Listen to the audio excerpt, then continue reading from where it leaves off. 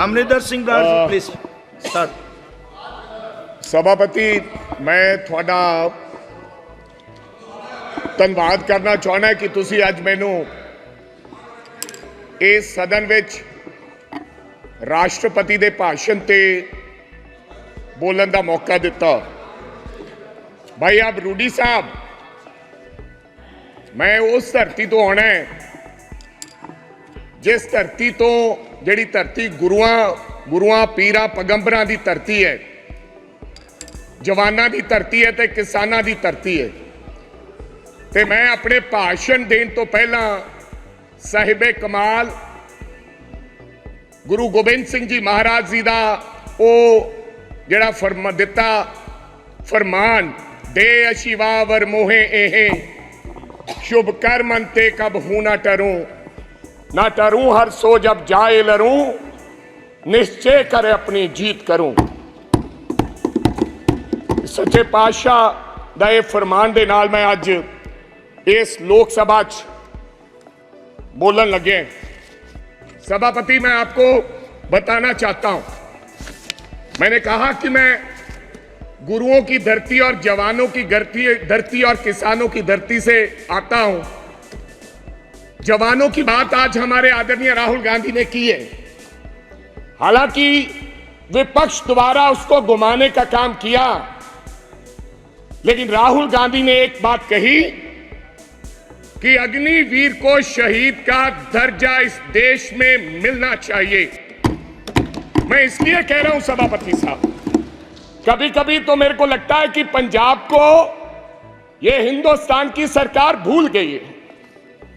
कभी कभी मेरे को यह भी महसूस होता है कि शायद हम हिंदुस्तान के कहीं किसी नक्शे में हैं या नहीं। जिस प्रकार से हमारे सरकार का हमारे पंजाब के लोगों की तरफ व्यवहार है, ऐसा हमें महसूस होता है। मैं आपको बताना चाहता हूं सभापति साहब, जब हिंदुस्तान के देश के प्रधानमंत्री जब लाल किले पर झंडा लहराते हैं, और मैं गर्व से कह सकता हूं कि उस झंडा लहराने में पंजाब के हजारों नौजवान लोगों ने अपनी शहादत दी है। ये अवसर इसलिए प्राप्त हुआ है सभापति साहब। मैं कहना चाहता हूं सभापति साहब, मैं अपने किसान की बात करना चाहता हूं। पिछले 1.5 साल से सभापति साहब पंजाब का किसान, देश का किसान, आज बड़ी बड़ी बातें की गई। आदरणीय मंत्री महोदय कहे कि हमने एमएसपी दी है। एमएसपी आपने दी है। 1967 में कांग्रेस की सरकार ने किसान के लिए एमएसपी दिया था। जब देश भूखा मर रहा था तो पंजाब के लोगों ने, इन किसानों ने, देश के किसानों ने देश के लोगों का पेट भरने का काम किया। आज कोई आसान नहीं कर रहा कि हम उनको एमएसपी दे रहे हैं। किसान लीगल गारंटी मांगता है सभापति साहब, एमएसपी की लीगल गारंटी। आपको मैं बताना चाहता हूं 700 किसान पंजाब का शहीद हुआ। और मेरी एक आदरणीय हमारी सांसद ने उन किसानों की मांओं के बारे में ये कहा कि ये तो 100-100 रुपए पे भाड़े पे लाए हुए लोग हैं। मेरे को शर्म आती है इस बात की। वो किसान, और आज वो किसान दिल्ली के बॉर्डर अपनी बात सुनाने के लिए दिल्ली आना चाहता है। क्या दिल्ली देश से अलग है? क्या दिल्ली में पंजाब के किसान नहीं आ सकते? हमें हरियाणा के बॉर्डर पर रोककर हमारे पर गोलियां चलाई जा रही हैं। हजारों लोग किसान हमारे वहां पर इंजर्ड हुए और कईयों की मृत्यु हो गई, मौत हो गई है। लेकिन सरकार की तरफ से गर्मी है। 45-47 डिग्री में बैठा किसान चीख कर पुकार रहा है कि हमें एमएसपी की लीगल गारंटी दो, हमने दिल्ली जाना है। लेकिन उनको आदेश है हरियाणा की पुलिस को, यह देश के गृह मंत्री के द्वारा दिया गया आदेश कि पंजाब का अगर कोई व्यक्ति दिल्ली की तरफ किसान मुंह करेगा तो गोलियों से उसको मार दिया जाएगा। ऐसा हमारे साथ व्यवहार हो रहा है सभापति साहब। ये हालात है। आप कहते हो किसानों को, आपने किसान निधि योजना में आपने बड़ा कोई इनकलाब खड़ा कर दिया। आपने कहा कि 3,20,000 करोड़ लोगों को हमने 20,000 करोड़ दिया है किसान निधि योजना के तहत। मैं पंजाब की बात बताना चाहता हूं। आंदोलन के बाद हमारे साथ किस प्रकार का व्यवहार हुआ। 2019-20 में 23 लाख लोगों को किसान निधि योजना का फायदा मिलता था। जब हम आंदोलन किया, सरकार को काले कानून जो 3 बने थे वो सस्पेंड करने पड़े, वापस नहीं लिए। तो इन्होंने कहा कि अब इनकी निधि योजना बंद करो। 2023 और 24 में ऑन रिकॉर्ड बोल रहा हूं, फ्लोर ऑफ द हाउस, 8,56,000 लोगों के किसान निधि योजना से नाम काट दिए गए। ये छोटी बात नहीं है। पर कहा गया कि इनके कागज इनकम्प्लीट थे, इसलिए हमने इनके ये खाते काट दिए गए। तो पहले आपने कैसे दे दिए 23.5 लाख लोगों को। मैं चलो ज्यादा कुछ ना कहते हुए मैं आगे एक बात और करनी चाहता हूं। सभापति साहब, ये किसान का हाल है।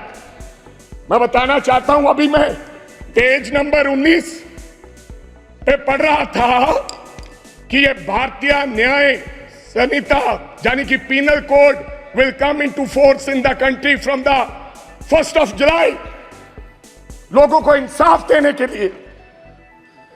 और देश के गृह मंत्री ने लॉ एंड ऑर्डर की बात कही कि पंजाब में लॉ एंड ऑर्डर की स्थिति ठीक नहीं है।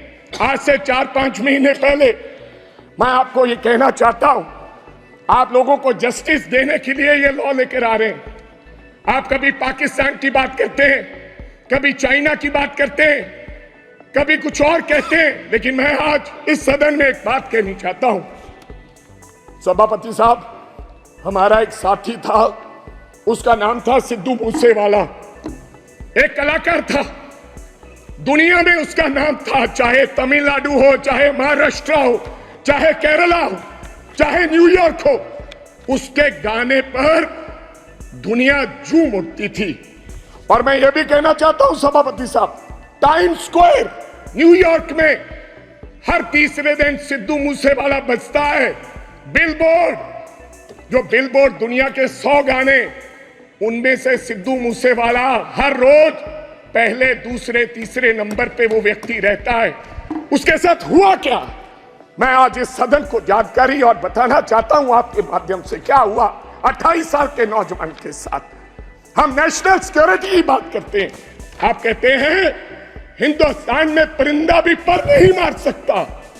आप ये कहते हैं कि हम हैं, चिंता मत कीजिए। लेकिन क्या हुआ, नौजवान 28 साल के नौजवान को गोलियों से मार कर 10 गोलियां मारकर दिन दहाड़े मार दिया गया। और मारा किसने? सभापति साहब, बहुत से लोग मारे जाते हैं, मारा किसने? एक तिहाड़ जेल में बैठा एक गैंगस्टर जिसका नाम लॉरेंस बिश्नोई है, उसने मारकर कहा, जेल से इंटरव्यू दिया और कहा मैंने मारा है। अभी तो सिद्धू मूसेवाला मारा है, अभी इसके बाप को भी मरना होगा। जेल से इंटरव्यू दिया। आप नेशनल सिक्योरिटी की बात करते हैं, कब इंसाफ मिलेगा सिद्धू मूसेवाला को? क्या होगा 28 साल का नौजवान जिसकी मां के एक बेटा था, एक, और बिना शादी के ब्याह में हमारे सर पर सेरे बांधे जाते हैं, सेराबंदी होती है, आपके भी होती है। डेड बॉडी पड़ी, डेड बॉडी पर मेरी उस मां ने, सिद्धू मूसेवाले की मां ने फिर सेरा लेकर आए और अपने बेटे के लाश पर सर पर सेरा बांध के उसकी विदाई की है। ये हालात हैं। आप देश के गृह मंत्री हैं, इंसाफ दिलाएं और जेलों में बैठे ऐसे गैंगस्टर को आप निकाल के उस परिवार को इंसाफ दे। लास्ट बात सर, 1 मिनट में खत्म करूंगा। आप सभापति साहब, मैं ये इसमें लिखा है पेज नंबर 4, पॉइंट नंबर 5, क्या लिखा है? Now my government is striving to make India the 3rd largest economy in the world. कैसे बनेगा साहब? मैं सब उस शहर से आता हूं, लुधियाना से, जो हिंदुस्तान का कभी कभी ईस्ट मैनचेस्टर कहा जाता है, जिसको आज क्या हालात हो गए इंडस्ट्री के। डाइंग इंडस्ट्री है सर, वहां पर साइकिल इंडस्ट्री है।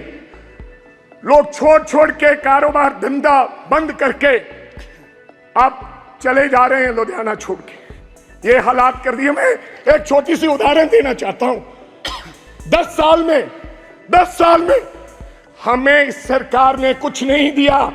अगर दिया है हिंदुस्तान की सरकार ने लुधियाना को, सबसे बड़ा शहर है पंजाब का, तो कोई खड़ा होकर व्यक्ति बता दे कि हमने ये दिया है। मैं क्या कहना चाहता हूं कि एक साइकिल इंडस्ट्री है साहब, या तो चाइना में साइकिल बनता है या पंजाब में साइकिल बनता है।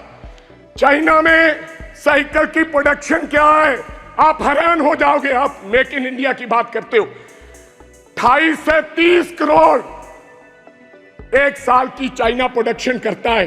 एक साल की 28 से 30 करोड़। लेकिन लुधियाना क्या प्रोडक्शन करता है? 2.5 करोड़। क्यों? वजह क्या है?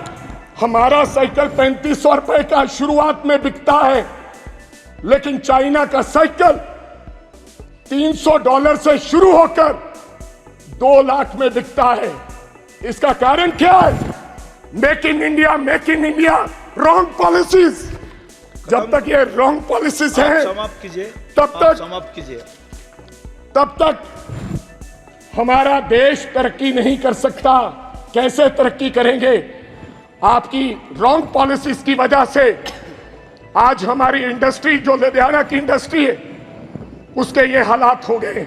अंत में एक लाइन में समाप्त करना चाहता हूं। हमारा भाईचारा बहुत कायम है स्पीकर साहब। पंजाब के लोग बेशक चाहे किसी पार्टी को वोट दो, आम आदमी पार्टी को लोगों ने वोट दिया, अकाली दल को दिया, कांग्रेस को दिया, बीजेपी वालों को भी दिया, लेकिन आपस का भाईचारा नहीं कभी टूटा। इस बार पहली बार राम जी के नाम पर, भगवान राम के नाम पर, भगवान हमारे भी हैं इनके, और भगवान ने बता दिया अयोध्या से ये संदेश दिया पूरे देश भर में कि राम भगवान बीजेपी के नहीं है। उन्होंने ये संदेश दिया। लास्ट एक सेकंड पहले बोल रहे हैं, बोलो ना खोल के। सभापति साहब, मैं एक नारे के साथ अपनी बात खत्म करूंगा। बस एक लाइन में खत्म कीजिए सर। एक सेकंड, हमारा भाईचारा कायम रहे। मैं बीजेपी वालों को हाथ जोड़कर गुजारिश करना चाहता हूं, देश के प्रधानमंत्री जी को, देश के गृह मंत्री जी को, कि मंगलसूत्र की बात ना करें। थैंक यू आप कब्रिस्तान की बात मत करें। मैं एक नारे के साथ अपनी बात खत्म करूंगा। मंदिर बांटा, मस्जिद बांटी, मंदिर बांटा, मस्जिद बांटी, बांट दिया भगवान को। ओ शर्म करो बीजेपी वालों, मत बांटो इस देश के बोले वाले इंसान को, मत बांटो इस देश के बोले वाले इंसान। अगर आप ये वीडियो YouTube पर देख रहे हैं तो हमारे चैनल को सब्सक्राइब करें और बेल आइकन को दबाना ना भूलें। अगर आप Facebook पर ये वीडियो देख रहे हैं तो हमारे पेज को लाइक करें।